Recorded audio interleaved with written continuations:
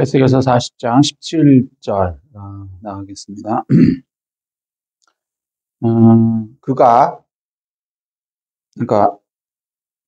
그가 아랫문간 앞에서부터 안뜰 바깥문간 앞까지 측량하니 이렇게 얘기합니다. 그 어떤 영적인 존재가 측량을 하는 거죠.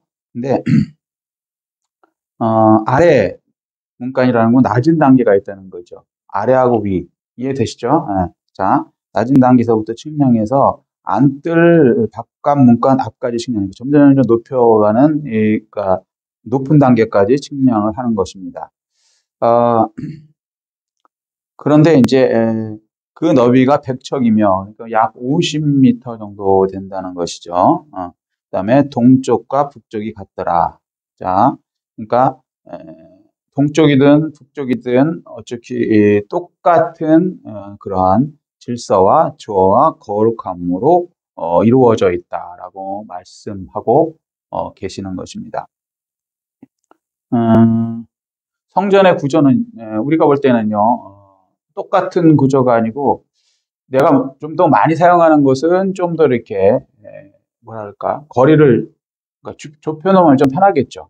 그죠? 우리 예를 들어서 안방을 가는데 저쪽 화장실은 조금 멀어도 하루에 얼마나 가겠습니까? 근데 이제 안방하고 이제 이렇게 가까운데 이렇게 할 때는 좀 가까울수록 내가 많이 갈수록 가까운 거리에 두는 게 낫고 그다음에 옛날에는 화장실이 이게 멀었었거든요. 요즘은 다르지만 화장실 먼 데 같으면은 이렇게 좀 거리를 멀리 두고 이런 게 있는데 성경은 똑같이 둬요. 그게 무슨 얘기냐면은 인간적인 편의성이라든가 이런 것으로 지어진 성전이 아니다. 그러니까 교회는 사람들이 편리하자고 지은 것이 아닙니다. 사람들을 목적으로 지으면 안 돼요. 뭐를 목적으로 지냐면 하나님의 기준과 하나님의 질서 그대로 만들어서 그 거룩함을 유지하고 하나님께 예배드리는 곳으로 되어야 한다고 우리에게 알려주는 것입니다. 그 낮은 단계부터 높은 단계까지 그러니까 그가 아래 문간 앞에서부터 바깥문 앞까지 이렇게 다 인간의 편리함이 아니고 인간이 불편할 수도 있죠. 그러니까 하나님 말씀대로 이렇게 선포하고 하면은 사람들이 불편해할 수도 있어요. 싫어할 수도 있고. 그리고 저건 못으로 말씀하시지. 그럴 수도 있어요. 그런데 그런 인간의 편리함이나 어떠한 그런 것 때문에 그런 것으로 교회를 이끌어가면 안 된다는 거예요. 하나님의 말씀 그 기준대로 이끌어 가야 되고 하나님의 신적인 기준과 질서에 의해서 교회는 운행되어야 된다. 질서, 조화, 거룩함. 그 말씀을 우리에게 알려주고 계시는 것입니다. 40장 요거는 이제 나중에 또 이제 썸네일에서 할 텐데 제가 이제 기술이 좀 부족해서 이제 여기 얼핏 보면 이런 구조거든요. 다 백척 이렇게 돼 있고 구조가 정사각형으로 돼 있는 거 이런 거 좀 느낌이 오시려나 모르겠네요. 자, 이렇게 돼 있거든요. 일단 그냥 참고하십시오. 자, 그러니까 사람의 편리함 이런 게 중요한 게 아니라는 거예요. 자, 그다음에 40장 20절 그가 바깥을 북쪽을 향한 문간의 길이와 너비를 측량하니 이렇게 얘기해요. 그런데 이제 그 영적인 사람이 이제 바깥을 그 북쪽문 자 여기가 북쪽문하면 뭐가 생각나십니까? 먼저 말씀드렸죠. 이스라엘 그러니까 남유다가 멸망했을 때 그 이유를 하나님께서 에스겔서 8장에 이제 거기 데려갔어요. 그죠? 에스겔을 바벨론에 있는 에스겔을 이렇게 들어갔고 거기다 내려놨죠. 그 내려놓은 곳이 어디입니까? 북쪽문이요. 북쪽문에서 일어난 일 기억나십니까? 에스겔서 8장 보면 우상을 섬겼죠. 질투의 우상을 섬기는 장면이 바로 보였습니다. 그리고 그 북쪽문 가까운 곳에서 또 여인들이 담무스를 위해서 울면서 우상을 섬기고 있었다는 장면 기억나십니까? 그러니까 북쪽은 우상을 섬기던 그런 문이었죠. 기억나시죠? 자, 그래서 그 바깥 북쪽문을 향해서 길이와 넓이를 측량해서 그 북정문을 통해서 나중에는 이제 회복된 성전에는 그쪽 문으로 다시 들어옵니다. 그러니까 회복되기 전에 그러니까 멸망되기 전에 그 예루살렘 성전의 북정문은 우상을 섬기는 곳이었고 그것으로 인해서 망하는 그런 곳이었죠. 네 개의 우상 섬기는 걸 보여줬어요. 근데 특히 두 개가 북정문에 몰려 있었습니다. 기억나시죠? 질투의 우상과 담무스. 자, 근데 어쨌거나 그것을 에스겔 46장에는 백성들이 이제 새로운 성전에는 북정문을 통해서 들어와서 예배를 드리는 곳으로 회복이 됩니다. 그러니까 우상과의 전쟁을 통해서 북정문, 영적인 전쟁을 통과해서 하나님께 들어오는 문이 북정문이라는 거예요. 자, 문이 여러 개 있습니다. 여러 개. 그 중에 특히 북정문은 우상과의 전쟁을 통해서 진짜 치열하게 영적 전쟁을 통하면서 들어온 사람도 있고요. 남쪽문도 물론 이제 그렇지만 남쪽문은 그렇게 우상을 섬기는 그러한 그건 없었어요. 그렇지만 또 이제 남쪽문으로 들어오는 사람도 있고요. 여러 가지 문에서 이제 하나님께 나오는 그런 문들이 있습니다. 그런데 놀라운 건요, 그 모든 문들이 길이와 너비를 측량하는데 하나님께 나아가는 길의 길이가 똑같다는 거예요. 하나님은 너무나 공평하시다는 거예요. 그러니까 북정문의 그 우상의 그 어려운 영적 전쟁을 통해서 들어온 사람들도 뭐랄까 너무 억울한 게 아니고요.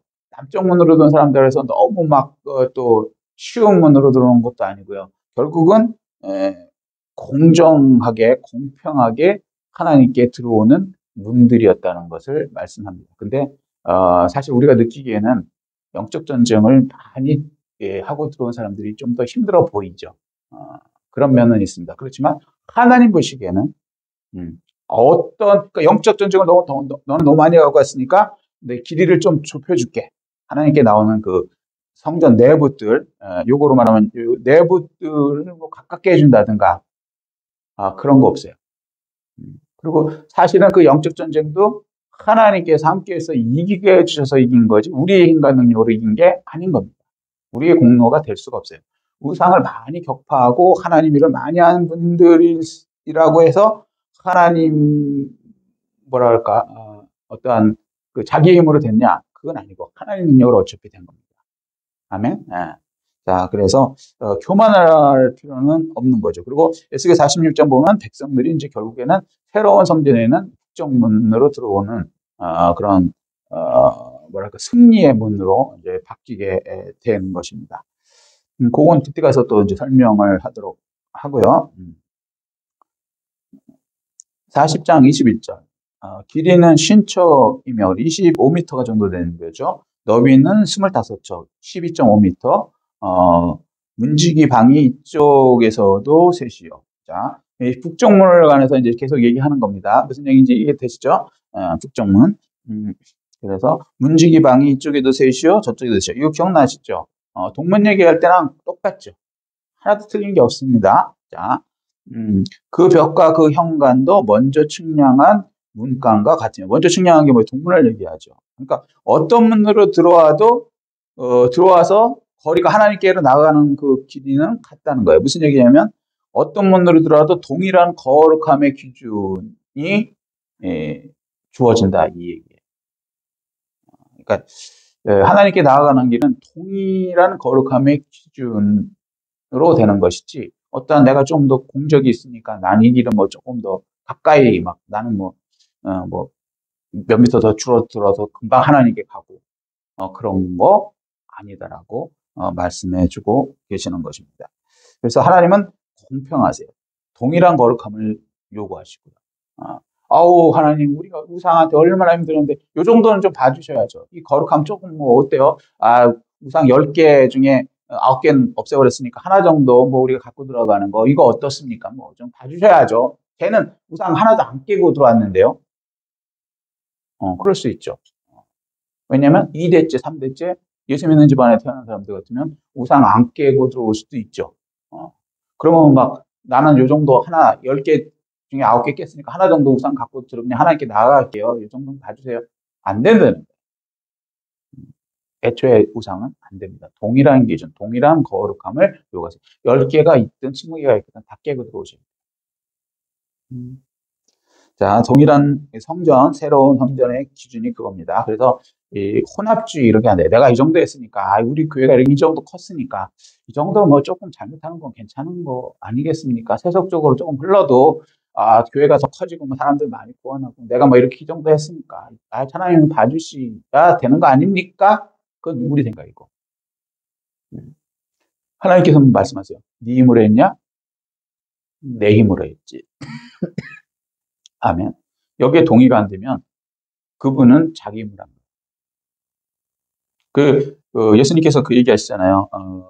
예수님께 우리가 주의 이름으로 뭐 귀신을 쫓아내고 뭐 어쩌고 저쩌고 하니까, 마태복음 그 말씀하시죠. 내가 너희를 도무지 모른다. 불법을 행하는 자들아 떠나가라. 귀신을 쫓아낼 수도 있어요. 우상을 쫓아낼 수도 있어요. 근데 자기 힘으로 하면, 그리고 자기 공정을 나타내면 불법입니다. 큰일 나는 거예요. 겸손하셔야 돼요. 하나님께 그 귀신을 쫓아내고 막 놀라운 그 기적이 일어나게 하시고 막 그럴수록 자기 자신을 겸손히 하나님이 하셨습니다라고 자기 자신을 낮출 수 있는, 그리고 분명히 하나님 능력으로 됐다는 것을 고백할 수 있는 여러분 되셔야 합니다. 자, 그래서 그 길이는 여기 했죠. 자, 40장 22절. 그 창과 현관문의 길이와 너비와 종려나무가 다 동쪽을 향한 문간과 같으며 그 문간으로 올라오는 7층계가. 자, 이거 어디서 많이 봤죠? 이제 이 정도는 쉽죠. 예, 동문 설명했던 그대로를 북문에서 똑같이 말씀하신 겁니다. 하나님은 동일한 기준, 공평함으로 완벽한 질서로 그렇게 하나님의 성전을 설계하셨습니다. 예. 이게 인간을 편의를 위해서 뭐 어디를 줄여주고 넌 고생했으니까 뭘 하고 그런 거 아니라는 거. 천년왕국 성전을 통해서 분명하게 알려주고 계시는 것입니다. 완벽한 공평함, 완벽한 질서. 하나님께 나오는 모든 문을 통하여 들어온 사람들은 동일합니다. 동일한 거룩함이 있어야 되고, 동일한 공평함이고, 동일한 질서. 동일한 하나님의 말씀대로 행해야만 하는 것입니다. 자, 23절. 안뜰에도 북쪽 문간과 동쪽 문간과 마주대한 문들이 있는데 그가 그 문에서 바깥문 문간으로 측량하니 100척이더라. 동일한 성 거룩함과 세속을 분리하는 기준이 동쪽문이든 지금 이 북쪽문이든 동일한 기준으로 세속하고 거룩함이 분리돼야 된다고 말씀하시는 거예요. 그리고 동쪽문에서 다 설명했기 때문에 너무 어려울 거는 없다고 보고 있습니다. 다 똑같은 이제 100척 기준으로 하나님께서는 그 교회를 그대로 설계하시고 그대로 지으시고, 그 다음에 우리가 어떤 문을 통해서 들어오든 우상이 있는 그 북쪽문을 통해서 깨부시면서 어렵게 뭐 우리 집안은 3대, 4대, 5대가 무슨 뭐 무상 집안이야. 뭐 그랬는데 내가 그걸 다 깨고 하나님께 나와왔어. 훌륭하죠. 훌륭한데 그렇다고 뭐 요 정도 뭐 내가 타협하고 귀신 하나 갖고 들어오는 거 괜찮아. 아니요. 깨끗해. 동일함이죠. 우리가 착각하는 것이 우리의 공로를 나도 모르게 나타내려고 하는 것들이 있다는 것입니다.